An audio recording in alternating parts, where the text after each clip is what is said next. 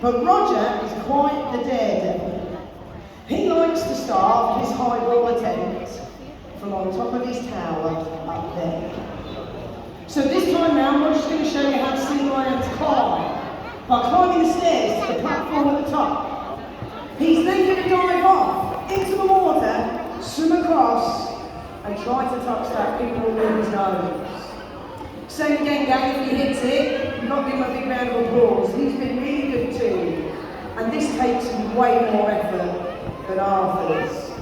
Now then folks, this is your little warning. Depending on how Roger lands, depends on the splash. Okay? Okay. Alright, Roger, let's go. Now watch how quickly Roger gets up these stairs.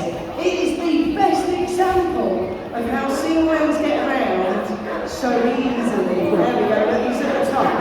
He's away. Did he touch the high wall?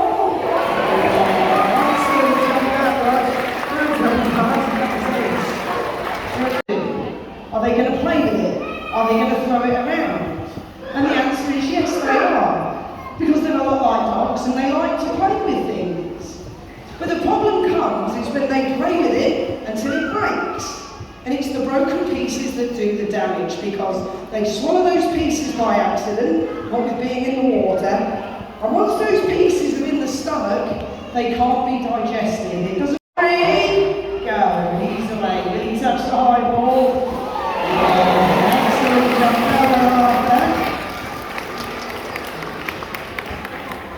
Now, that jump there is far too easy for Roger. We are going to make it a higher for him, and we're also going to add a twist to it. But I need it to stop swaying around. But actually, that gives me a quick chance to tell you about our posters. At the end of the display, he's hunting for his fish. He might not be able to see very well in the dark water, and look what's happened. He's got himself into a bit of a pickle because he swum right through that piece of net. It's now stuck over his head. Now, while he's chasing after them. Alright, Rog, you head off into the water. That's it. So the first one's going into that corner over there. Ready, Rog? There we go. There's one. There's two, 3, 4. And there's number 5. Yeah, give him a big round of applause.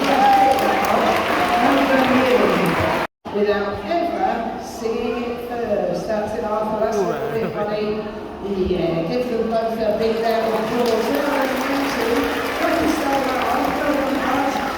Stretch out behind him. He can use them a bit like a rudder on a boat to help him turn or to steer. But now he's jumped onto the side, automatically he's turned them forwards to make a pair of feet. So if you watch him when he walks, Arthur uses all 4 flippers to walk around the bowl. They all move independently, and this makes a sea lion really mobile. Now Arthur's a big lad, but he's agile. He can jump over the things. He can use his back flippers to stand up, to reach for things, or to give me a cuddle. These guys can run at speeds of up to 10 miles an hour, and they can roll themselves over. So a sea lion is a 24 stone. So he's the biggest and the eldest. He is also the naughtiest. He's most likely to muck about and cause trouble. Arthur is what you would call a mischief. Very clever too though, and don't let his size put you off. This is moving. Roger has got to listen to those whiskers because they're telling him which way to move his head to stop the fish from falling off. The whiskers, they're not strong enough to hold it in place.